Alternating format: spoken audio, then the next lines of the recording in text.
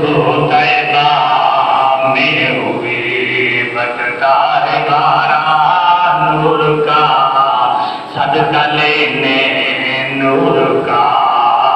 یا ہے تارا نور کا، صدقہ لینے آیا ہے تارا نور کا، 12ویں کے چاند کا مجرا ہے سجدہ نور کا، 12ویں کے چاند کا مجرا ہے سجدہ نور کا، 12 برجوں سے جھکا ایک ایک ستارہ نور کا، صبح طیبہ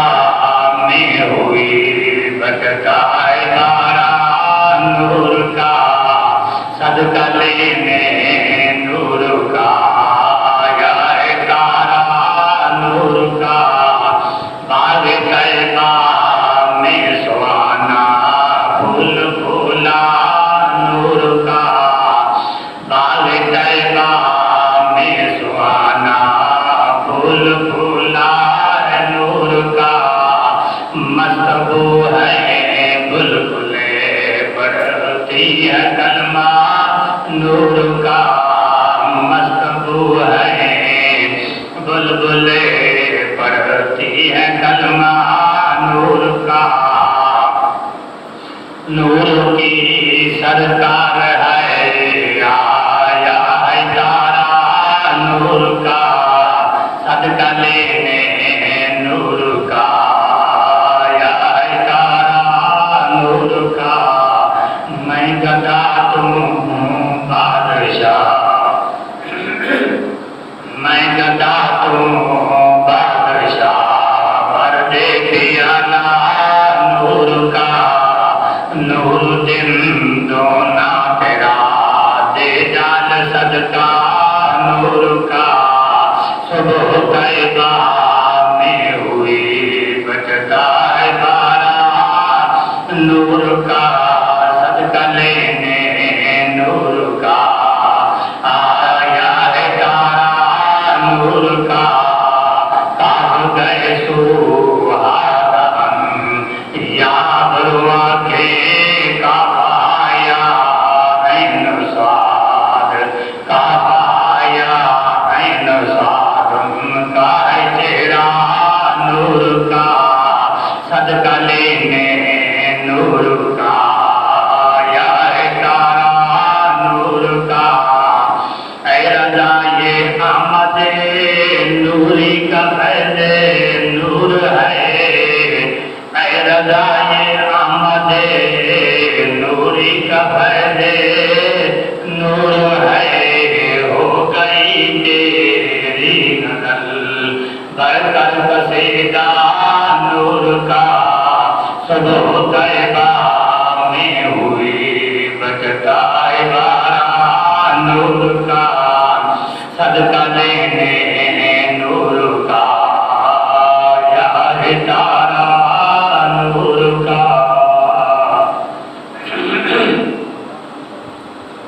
حمدنا پیدا اللہ رب العزت کی دربار میں پیش کرنے کے بعد درود بر ذات سید الوجود آقا نامدار محمد مصطفیٰ احمد مجتبیٰ صلی اللہ تعالی علیہ وسلم کی دربار میں پیش کرنے کے بعد اللہ رب العزت کی پاک کلام سے جو آیات مبارکہ تلاوت کی ہے، اس آیات میں اللہ رب العزت نے پیارے محبوب صلی اللہ تعالی علیہ وسلم کے دور مبارک کا ذکر فرمایا۔ یہ ربیع الاول شریف کا مہینہ ہے، اس کی آج 3 تاریخ ہے۔ ربیع الاول کا معنی ہوتا ہے پہلی بہار، ربیع معنی بہار، اول معنی پہلی، ربیع الاول شریف کا مہینہ یعنی پہلی بہار جو اللہ رب العزت کی طرف سے نازل ہوئی۔ اللہ رب العزت نے جو سب سے اعلیٰ نعمت ہمیں عطا فرمائی وہ اپنا محبوب عطا کر دیا، جس کا نام بھی رکھ دیا کہ پہلی بہار اللہ کی طرف سے تمہارے پاس آئی۔ جتنی بہاریں اور رحمتیں تھیں وہ اللہ کے پاس چھپی ہوئی تھی. جب میرے آقا دنیا میں آئے تو رب کائنات نے فرما دیا کہ پہلی بہار اللہ کی طرف سے تمہارے پاس آئی ہے. اللہ رب العزت نے سب چیز سے پہلے کس چیز کو پیدا فرمایا؟ رب کائنات نے یہ سوچا کہ میں اپنے آپ کو دیکھوں کہ میں کیسا ہوں. تو اللہ رب العزت نے ایک تجلی اپنے نور میں سے ایک نور ڈالا جس کا نام محمد رکھا. رب کائنات نے ایک تجلی یعنی ایک ذرہ سمجھ لو اپنے نور میں سے نکالا جس کا نام محمد صلی اللہ علیہ وسلم رکھا. تو کچھ لوگ کہتے ہیں کہ وہ اللہ نے اپنے نور سے نور بنایا تو اللہ کا نور تو کم ہو گیا. یعنی اس کی مثال ایسے ہے سمندر میں سے اگر آپ ایک گھڑا بھی بھر لیں تو سمندر کو کوئی فرق نہیں پڑتا. وہ اسی طرح سمندر کا سمندر ہے. اللہ کے نور میں سے اگر اللہ رب العزت نے ایک ذرہ اور ایک تجلی ڈالا جس کا نام محمد رکھا, اللہ کے نور کے اندر کوئی ذرہ برابر بھی کوئی فرق نہیں. رب کائنات نے پیارے محبوب صلی اللہ علیہ وسلم کے نور مبارک کو جب بنایا تو آپ کو یعنی ایسے مقام پر جہاں اللہ کو مرضی تھی پیارے محبوب کے نور کو رکھا. وہ اللہ رب العزت کی عبادت کرتے رہے. تصویروں کے اندر آتا ہے کہ پیارے محبوب صلی اللہ علیہ وسلم کو جب پیدا کیا تو آپ اللہ رب العزت کی عبادت میں شروع ہو گئے. یعنی 40,000 سال گزر گئے یعنی قیام میں کھڑے ہوئے. اور جب آپ رکوع میں گئے تو 40,000 سال گزر گئے اور رکوع میں سے پھر قیام میں کھڑے ہوئے تو 40,000 سال گزر گئے. اور جب آپ پہلے سجدے میں گئے تو سجدے میں 40,000 سال گزر گئے. اور یعنی سجدہ کر کے کعبے میں بیٹھے تو 40,000 سال گزر گئے. اور پھر دوسرا سجدہ کیا تو پھر 40,000 سال گزر گئے. پھر اللہ کے دربار میں قیام میں کھڑے ہوئے. اسی طرح کئی لاکھ سال گزرے اللہ رب العزت کی عبادت کرتے کرتے اور کرتے کرتے ایک دن ابھی تک یہ مخلوقات اور کائنات کچھ بھی نہیں بنا. صرف اللہ رب العزت کی ذات ہے اور اللہ رب العزت نے جو تجلی ڈالا تو پیارے محبوب کا نور بنایا وہی ہے. تو پیارے محبوب صلی اللہ علیہ وسلم نے اللہ رب العزت کی دربار میں عرض کی کہ مولا کہ مجھے محسوس ہو رہا ہے اور ویسے یعنی محسوس ہو رہا ہے کہ ایک مخلوقات بنائے گا. مخلوقات بنانے کے بعد فرمایا ایک عوام بنائے گا, انسان بنائے گا. وہ انسان میں محمد کریم کے امتی ہوں گے. فرمایا اللہ رب العزت ان میں گنہگار اور فاسق بھی ہوں گے. یعنی ابھی تک یہ بنے بھی نہیں, کچھ بھی تیار نہیں ہوا. تو میرے آقا پہلے فرما رہے ہیں اللہ رب العزت نے مجھے محسوس ہو رہا ہے کہ مجھے نبی بنا کر بھیجے گا اور میری امت ہوگی. اس امت میں گنہگار فاسق و فاجر بھی ہوں گے. اے اللہ رب العزت میں دعا کرتا ہوں کہ ان کو معاف فرما دے. یعنی آپ اندازہ لگائیں لوگ تو کہتے ہیں کہ نبی کو علم نہیں ہے, ابھی تک یہ امت بنی بھی نہیں, مخلوقات بنی بھی نہیں, کچھ بھی تیار نہیں ہوا. تو میرے آقا پہلے کہہ رہے ہیں کہ اللہ کی ان میں سے فاسق فاجر گنہگار ہوں گے, ان کی بخشش کرنا. میرے آقا نے پہلے دعا کی کہ رب کائنات کے میری امت کی بخشش فرما دے. جب آپ اس دنیا میں تشریف لائے تو آتے ہوئے زمین پہ سجدہ کیا. حضرت عباس فرماتے ہیں میں نے جو کان لگایا تو کہہ رہے تھے یا رب سلم امتی, یا رب سلم امتی, یا رب سلم امتی. اللہ میری امت کی بخشش فرما دے۔ یعنی ایک دن کا یا ایک گھنٹے کا بچہ یا 2 گھنٹے کا دنیا میں آتے ہوئے بچہ کچھ نہیں بول سکتا، نہ اس کو کسی چیز کی سمجھ ہوتی ہے، نہ اس کو کسی چیز کی خبر ہوتی ہے۔ آتے ہوئے سجدہ کیا تو رب کائنات نے ہمیں نعمت عطا فرمائی جو یہ نسل انار تو مسجد ہمارے پیارے محبوب کی امت کے لیے آپ نے سجدہ کیا تو میں نے پوری زمین مسجد بنا دی جہاں تمہارا دل کرے کھڑے ہو کر تم نماز پڑھ دو۔ ایک نعمت عطا فرمائی، دوسری بات یہ کہ آتے ہوئے کہا رب کائنات یا رب سلم امتی میری امت کی بخشش فرما دے۔ جب آپ یعنی جوانی میں آئے تو رب کائنات نے رات کی رات بلایا، سواری آئی تو سواری دیکھ لیے تو میرے آقا رونے لگے۔ فرمایا رب کائنات نے جبرائیل میرے آقا سے پوچھو آدمی کے رب کائنات کے میرے لیے تو سواری آ گئی، میری امت گناہگار کہاں جائے گی؟ تو رب کائنات نے فرمایا مالا سوفا یوتی کا رسوں کا بترنا کہ اے محبوب کہ میں تمہیں راضی کروں گا جیسے تیری لیے سواری آئی ہے تیری امت کے لیے بھی میں سواری دے دوں گا۔ سدرۃ المنتہا پر سواری گزر گئی، برات وہاں رک گئی، آگے یعنی تو گھوڑا آ گیا دور کا، وہاں بھی میرے آقا نے یہی عرض کی کہ اللہ میری امت رب کائنات نے فرمایا تیری امت کے لیے بھی سواری جائے گی۔ جب اللہ رب العزت کے دربار میں جا کر بیٹھے تو پھر پیش کیے کرنے کے بعد میرے آقا نے فرمایا کہ رب کائنات 3 میں نے پیش کیے، 3 آپ نے، میری امت گناہگار کہاں جائے گی؟ تو رب کائنات نے فرمایا چاہے محبوب کہ اگر تو کہہ رہا ہے تو وانا توفا یوتی کا ربوں کا فتردا میں تمہیں راضی کروں گا۔ پھر وہاں میں اللہ کے دربار میں پیارے محبوب نے اپنی امت کا یہ دے دیا، میری امت سمجھ۔ اللہ تبارک و تعالیٰ نے پھر یہ پوری کائنات بنائی، میرے آقا کے نور کے 4 حصے بنائے، ان میں سے ایک زمین بنی، آسمان بنایا، سورج اور چاند بنائے اور تمام مخلوقات یہ میرے آقا کے نور سے بنی۔ بننے کے بعد یعنی سارے مخلوقات پیدا ہو گئے، انسان رہ گیا۔ اللہ تبارک و تعالیٰ نے فرمایا میں نے کہا تنبوکل ملائکت انی جاہلون ذلت خلیفہ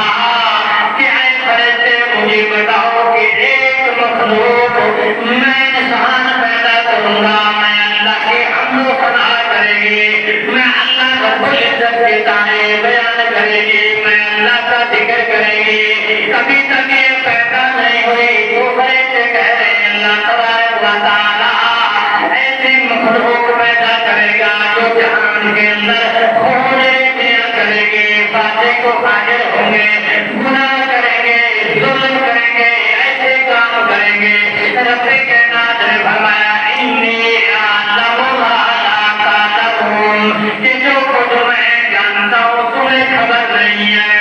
تم کو پہلے کیسے پتا چلا؟ ابھی تک تو انسان پیدا بھی نہیں ہوا، جو پیدا پیدائش بھی نہیں ہوئی تو رب کائنات نے مشورہ کیا فرشتوں سے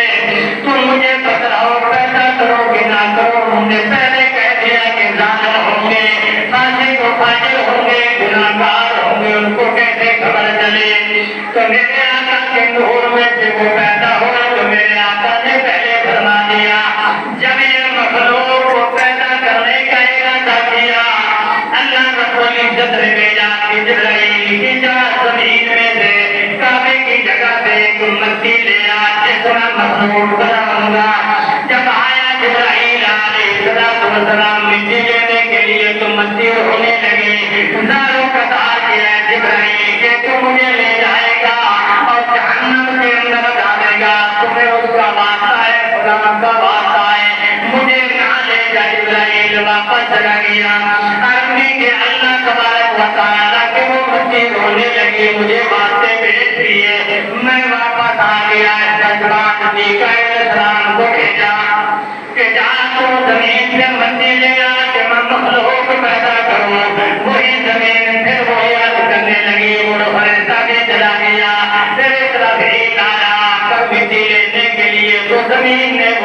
سجا کے پھر وہ فرشتہ بھی چلا گیا تو پھر اسرائیل آیا آ کر زمین جتنا چیختی رہی روتی رہی واسطے پیش کرتے رہے جو کچھ بھی کرتے رہے آپ اٹھا کر اللہ کے دربار میں لے گیا جب اللہ کے دربار میں لے گیا رب کائنات نے فرمایا کہ اسرائیل کے اس انسان کے روح قبض کرنے کے لیے تمہیں مقرر کروں گا کہ تو کسی کو برداشت نہیں کرے گا کسی کو رحم نہیں کرے گا روتے رہے چیختے رہے جو کچھ بھی کرتے رہے تو اپنا کام کر کے واپس آ جائے گا کہ اللہ تبارک و تعالیٰ مجھے روح قبض کرنے کے لیے مقرر تو کرے گا سارے دنیا والے مجھ پہ لانتے کریں گے وہ کہیں گے کہ اسرائیل بڑا ظالم ہے کسی کو برداشت نہیں آتا ان کی مائیں مجھے بددعا دیں گی ان کی بہنیں مجھے بددعا دیں گی ان کے بھائی مجھے بددعا دیں گے ان کے رشتے دار بددعا دیں گے یعنی سارے مخلوق کی لعنت میرے اوپر آئے گی اللہ تبارک و تعالیٰ نے فرمایا کہ اسرائیل ایسا سبب بنوں گا کہ تیرا کوئی نام بھی نہیں لے گا کہ اسرائیل روح قبض کر کے گیا ہے کوئی اسرائیل کا نام نہیں لیتا کہتا ہے یار اس کو بڑا بخار ہوا ہے جو مر گیا اس کو سانپ نے ڈسا ہے یہ مر گیا ہے اس کا اسپینل ہو گیا یہ مر گیا ہے اس کو کوئی تکلیف ہوئی مر گیا ہے کوئی اسرائیل کا نام نہیں لیتا یہی کہتے ہیں کہ بیماری میں بلا تکلیف مسلطہ جس کی وجہ سے مر گیا تو اللہ تبارک و تعالیٰ نے اسرائیل کو پیدا کیا تو انسانوں کا روح کوئی قبر کرنے کے لیے آتا ہے کسی کو پر وہ رحم نہیں کرتا وہ قبر کر کے چلا جاتا ہے اللہ تبارک و تعالیٰ نے حکم دیا یہ انسان کی مٹی گھومتے رہے کئی سال تک یہ گھومتے رہے گھومنے کے بعد اللہ تبارک و تعالیٰ نے اپنے بے مثال ہاتھوں سے حضرت آدم علیہ السلام کا جسم مبارک پیدا کیا پیدا کرنے کے بعد رکھ دیا رکھ دینے کے بعد یہ اسرائیل شیطان جس کو کہا جاتا ہے یہ دیکھتا رہا کہ یہ کس طرح بن رہا ہے کیسے بن رہا ہے کس طرح ہو رہا ہے جب بن گیا بننے کے بعد آدم علیہ السلام کے منہ سے اندر چلا گیا کہ اندر دیکھ رہا کہ اندر کیا چیز ہے اندر تو کچھ بھی نہیں ملا وہ مٹی کی مٹی تھی تو اللہ تبارک و تعالیٰ نے جواب رکھے آدم علیہ السلام کے جسم کے اندر وَنَفَخْتُ فِيهِ مِن رُوحِي جب پھونک ماری تو آدم علیہ السلام اٹھ کے بیٹھ گئے اور سب سے پہلے چھینک دی تو کہا الحمدللہ آدم علیہ السلام جب پیدا ہوئے آج تک اس روح کا اور اس سانس کا کسی کو پتہ بھی نہیں چلا حتیٰ کہ وہ قبض کرنے والا اس کو اسرائیل کو بھی آج تک پتہ نہیں چلا میرے آقا نے فرمایا کہ اسرائیل کے یہ بدلا کہ جب وہ روح قبض کرتا ہے تمہیں کیا محسوس ہوتا ہے روح کی شکل بدلا روح کی حیثیت بدلا وہ کیسا ہے اسرائیل کہنے لگا یا رسول اللہ مجھے کوئی پتہ نہیں چلتا کہ روح کیا چیز ہے کیسے ہے مجھے پتہ بھی نہیں چلا صرف مجھے ہاتھ کے ہتھیلی پہ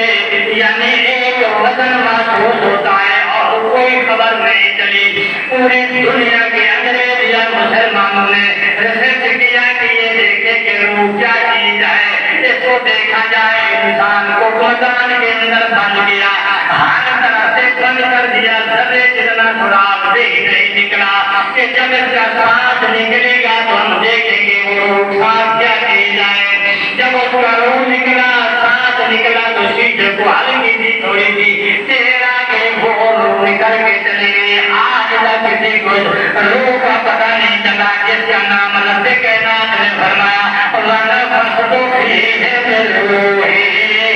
جب یہ روح رکا گیا اللہ تبارک و تعالیٰ نے فرمایا وَنَفَخْتُ فِيهِ مِن رُوحِي فَقَعُوا لَهُ سَاجِدِينَ کہ اے سارے فرشتے تم حضرت آدم علیہ السلام کو سجدہ کرو سجدے میں جھک گئے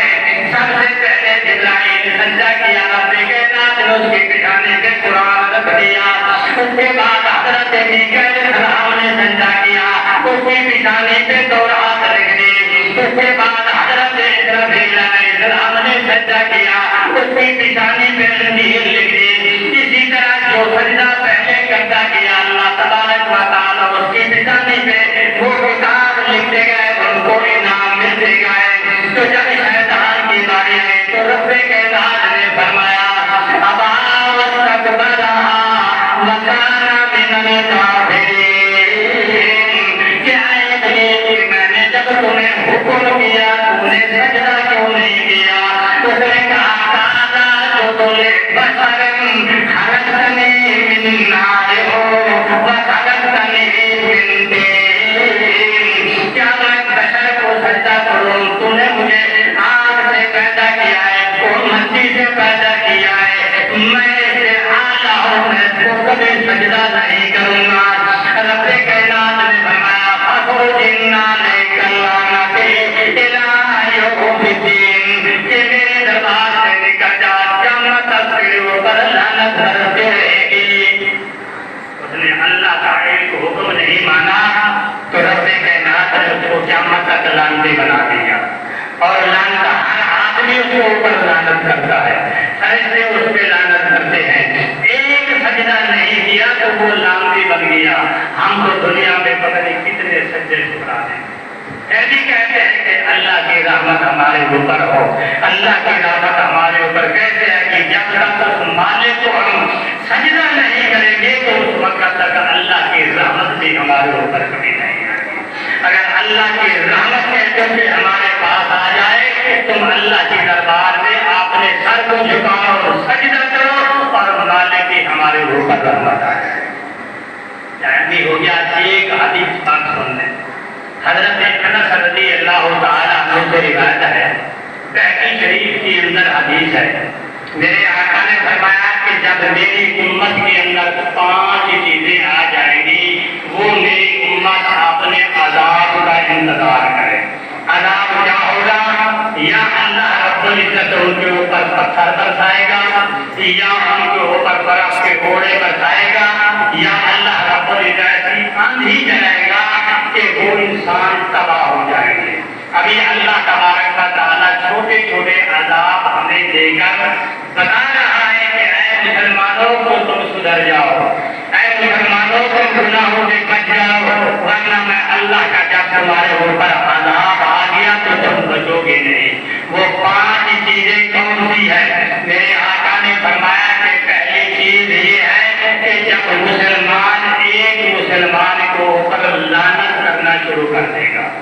جب یہ بیماری اس کے اندر آ جائے گی، یعنی ایک مسلمان دوسرے کے اوپر لعنت کرنا شروع کر دے گا، وہ عذاب کا انتظار کرے۔ آج کل یعنی ایک مسلمان دوسرے کے اوپر بڑی خوشی سے لعنتیں کر رہا ہے، بڑی مطلب کوئی یہ نہیں سوچتا کہ میں کیا کر رہا ہوں، اگرچہ وہ اس سے بھی زیادہ لعنتی حقدار ہے، دوسرے کے اوپر وہ لعنت کر رہا ہے۔ میرے آقا نے فرمایا کہ دوسری کی چیز یہ ہے کہ جب میری امت شراب کثرت سے پیے گی اس وقت بھی اللہ رب العزت کا عذاب آئے گا۔ فرمایا کہ تیسری چیز وہ ہے کہ جب میری امت ریشمی کپڑا پہننا شروع کر دے گے، مسلمان کے لیے ریشمی کپڑا پہننا اور سونا پہننا یہ ناجائز ہے۔ ہم مسلمان سونا بھی بڑی خوشی سے پہنتے ہیں اور ریشمی کپڑا بھی بڑی خوشی سے پہنتے ہیں۔ فرمایا کہ جب یہ کام کرنا شروع کر دیں گے اللہ کا عذاب آ جائے گا۔ فرمایا کہ چوتھی چیز یہ ہے کہ جب لوگ گانے بجانے والوں کا اجتماع کریں گے، بڑے شوق سے جا کر دیکھیں گے، بڑے خوش ہوں گے، تو فرمایا کہ اس وقت بھی اللہ کا عذاب کا انتظار کرو۔ یہ چیزیں یعنی گانا بجانا بڑے شوق سے ہم دیکھتے ہیں، ہمیں پتہ چل جانا خدا علاقے میں پیسہ لگا ہوا ہے، ساری رات پورا بیٹھنا پڑے، بیٹھے رہتے ہیں، پرواہ نہیں کرتے۔ اگر ان کو کہا جانا کہ آج رات کو قرآن پڑھنے کے لیے، ہمیں تو نیند آئی ہوئی ہے، قرآن پڑھنے کے لیے نیند آئی ہوئی ہے، کنجر خانہ دیکھنے کے لیے ساری رات بیٹھے رہیں گے۔ میرے آقا نے فرمایا کہ گانے والوں کا جب اجتماع ہو جائے یہ مسلمان دیکھے بڑے خوشی سے اور خوش ہو جائے، فرمایا اللہ کا عذاب آئے گا۔ فرمایا کہ 5ویں چیز کیا ہے کہ مرد آدمی اپنے مرد سے اپنی خواہش پوری کرے گا، عورت یعنی اپنی اپنی جس عورت سے خواہش پوری کرے گا فرمایا اس وقت اللہ رب العزت کا عذاب کا وہ لوگ انتظار کریں. یہ حضرت انس رضی اللہ تعالیٰ عنہ سے روایت ہے اور بخاری شریف کے اندر حدیث پاک ہے. میں آپ کو یہ حدیث پاک اس لیے سنائی میری طرف سے کوئی فکر کرتے رہیں گے اس لیے سنائی کہ آپ نے سنا ہوگا جو بجٹ پیش ہوا ہے کہ مرد مرد سے شادی کر سکتا ہے عورت عورت سے شادی کر سکتی ہے. تو میرے آقا نے فرمایا مرد اپنے مرد سے جب خواہش پوری کرے گا عورت اپنی عورت سے خواہش پوری کرے گی یعنی ہم جن سے ایک دوسرے سے خواہش پوری کریں گے تو اللہ رب العزت کی عذاب کا انتظار کریں کہ وہ عذاب کب آئے گا. یعنی اس چیز سے توبہ کرو جو ہمارے مولوی صاحبان حمری کے اندر بیٹھتے ہیں دین کے ٹھیکیدار ہیں داڑیاں رکھی ہوئی ہیں نمازیں پڑھتے ہیں کہتے ہم دین کے لیے جاتے ہیں. ان لوگوں نے دین کا حال بنایا ہوا ہے کسی مولوی کے زبان میں یہ کلمہ نہیں دکھ رہا کہ تم یہ کیا کر رہے ہو کہ یہ تو شریعت کے بھی خلاف ہے اسلام کے بھی خلاف ہے. ہمارا ملک جو ہے یہ اسلامی ملک ہے اس کے اندر یہ چیز کسی کو طاقت نہیں بولنے کی کیونکہ ہمیں نوٹ چاہیے وہ نوٹ کے بغیر باہر ہے. یہ ایسے مولوی تھے جنہیں حضرت امام حسین کو قتل کروایا تھا ان کو بھی نوٹ چاہیے نوٹ لے کر حضرت امام حسین کو شہید کروایا تھا. یہ بھی ان کو نوٹ چاہیے جس سے لوگوں کو دکھانے کے لیے ہمیں دکھانے کے لیے لباس بنایا ہوا ہے امامہ پہنے ہوئے ہیں داڑھی رکھی ہوئی ہے اسلام کا نام لے رہے ہیں. میرے آقا نے سب فرمایا یوں سے کوئی آتے اللہ سے زمان لا یبقى من الاسلام کہ لوگ ہوں گے صرف زبان پہ اسلام کا نام لے کر اور لوگوں کو دھوکہ دیں گے. یہ وہی لوگ ہیں جو بیٹھ کر یعنی ایسی مجلس کے اندر ایسے دیر پیش کرتے ان کو شرم آنی چاہیے ان کو کچھ ایسے مسلمانوں کو چھوڑنا چاہیے. میرے آقا نے تو فرما دیا کہ ہم جن سے جب اپنی خواہش پوری کرے گی مرد ہو یا عورت ہو فرمایا کہ ان کو پر اللہ کا عذاب کا انتظار کریں کب وہ اللہ کا عذاب آئے. ہم دعا کرتے ہیں کہ اللہ تبارک و تعالی اس گناہ کی مصیبت سے ہمارے ملک کے اندر نجات عطا فرمائے ان کو حیا و شرم دے اور غیرت دے کہ ایسا دل پاس نہ کریں تاکہ ہمارے ملک کے اندر یہ چیز ایک آدمی جب یہ بات سنا بڑا خوش تھا بڑا ہنس رہا تھا. میں نے پوچھا ہے تمہیں اگر آپ لوگ فوج بن گئی تھوڑی بہت در کا ہو در بھی ختم اگر وہ کھانے کیس کرے گا تو اسمبلی پہ ہو گیا ہم فوج کریں گے لانا چاہنے کا تھوڑی بات تو ایسی چیز پہ خوش ہو کر پہلے اپنے آپ کو مسلمان کہتا ہے. میں تو حیران ہوتا ہوں مسلمان بھی کہتا ہے ایسی چیزوں پہ خوش ہوتا ہے. جو مسلمان ہے اس کو ڈوب کے مر جانا چاہیے کہ ایسی چیزیں ہمارے ملک میں ہو رہی. اللہ تبارک و تعالیٰ اس عذاب سے اور اس گناہ سے ہمیں نجات عطا فرمائے. رب کائنات ہمیں شریعت پہ صحیح عمل کرنے کی توفیق عطا فرمائے.